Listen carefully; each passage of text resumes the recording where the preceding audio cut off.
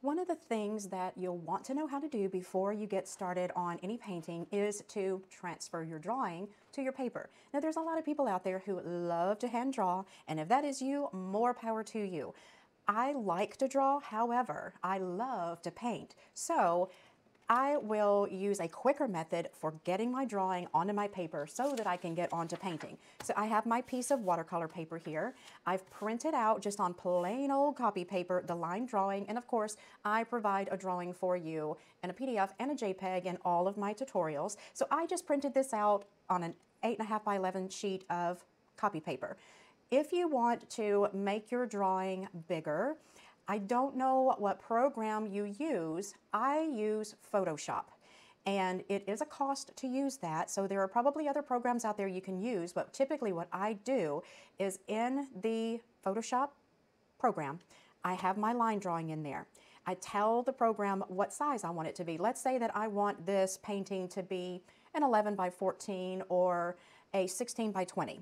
Then it sizes the drawing to that size, and then there's a method that I use where I divide the drawing up into sections that are 8.5 by 11 because that is as large as my printer will print. So I print 4 or 6 sheets, however many it's going to take, and I tape those together and put them on my larger piece of watercolor paper. You can also, and I have done this too, if you have a Office Depot or a Staples or somewhere like that, you can size your drawing to the size you want it to be, and you can send it to them on your computer and they can print it for you because they have the ability to print things in larger formats, and you can choose what kind of paper you want it printed on and all that kind of stuff. So those are just a couple of options for you. So what we're going to do today is just a regular size 8.5 by 11. This is the best transfer paper. It is wax-free. If you go to Michael's or one of those places and just grab any old graphite transfer paper off the shelf, there is a possibility it's going to have wax in it, and that wax will transfer in your drawing to your paper, and then what is the wax going to do? Repel your paint. So make sure that you use a wax-free, and this brand is really a good brand. It comes in a roll, and this would last you a long time. Well, I'm tearing the box up trying to get it open. Okay. So see, it comes in a roll just like aluminum foil or plastic wrap or anything else. I'm just going to open it up, take my scissors, and cut it to the size that I need it to be. I'll just lay my paper right on top. Just snip, snip, snip.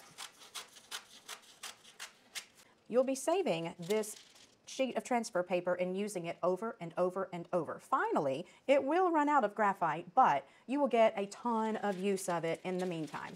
So what I'm going to do is lay my tracing paper down. I'm going to take a couple small pieces of tape, and I'm just going to tape it. Let me scoochy this down so you can see. I'm just going to tape it down to my paper, right there and right there.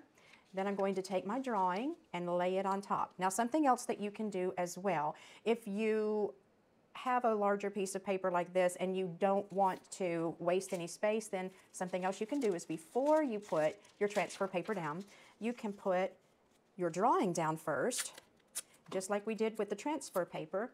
You can put a little couple pieces of tape on there, and then you don't really have any wasted space off the edges of your paper. But you do always want to make sure that you allow yourself at least 1/4 of an inch of white paper around the edges for framing and that kind of thing. So I'm going to move that up out of the way.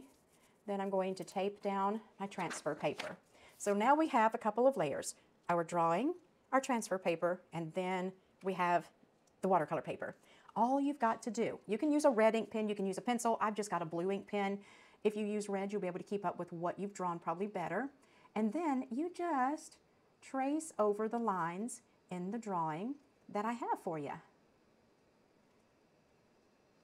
Just take your time. Don't be in a hurry, because you want your lines to be as nice and neat as possible, because especially in something like this, where in the center of this flower there is a lot going on. So you want to make sure that all of your lines are neat and tidy so that you don't get lost in little areas like that where there's a ton of lines and little things that you have to paint. So now when I lift up my drawing and my transfer paper, my lines have transferred over to my watercolor paper. Now they're not going to be super duper dark. This color I got is, let's see, what does it say? Well, it just says graphite, so I guess it's a dark gray. It also comes in white, blue, yellow, and red. I don't know why you would want to use any of those colors. I guess if you were painting on top of black watercolor paper, you could use the white, even the yellow, but I always stick with just the good old basic graphite. So then, once you get your whole drawing done, make sure that you lift up and that you check it before you remove your paper and graphite to make sure you didn't miss any spots.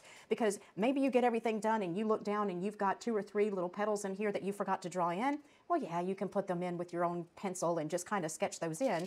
But if you're not comfortable with that, just always take a look, make sure that you didn't miss anything, and then all you have to do is remove your transfer paper and your drawing. Take the tape off of your transfer paper. And this graphite will get on your hands, so just be aware of that. Roll that back up in your roll, stick it in your box, and sit it aside. Now, something else you might want to consider doing, let me grab a little brush over here. I have a couple. This is a drafter's brush, and it just has a horsehair bristle. You can take that and lightly brush over your drawing, and that way any of the little excess graphite that's laying around on there will come right off. If you don't have a brush like that, which they're not expensive, I think I paid, I don't know, $4 or $5 for that at Hobby Lobby. If you have a large brush like this, you can also do the same thing. Now, sometimes when you're using graphite paper, the pressure of your hand might distribute a little bit of graphite onto your paper.